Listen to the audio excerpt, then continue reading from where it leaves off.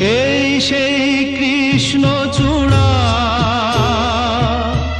যার তলে দাঁড়িয়ে চোখে চোখ হাতে হাত কথা যেত হারিয়ে।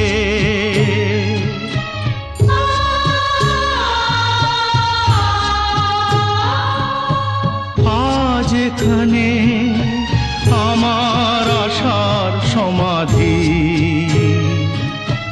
ব্যথা জানাবার ভাষা নেই, আশা নেই, ভালোবাসা নেই। আশা ছিল, ভালোবাসা ছিল, আজ আশা নেই, ভালোবাসা নেই।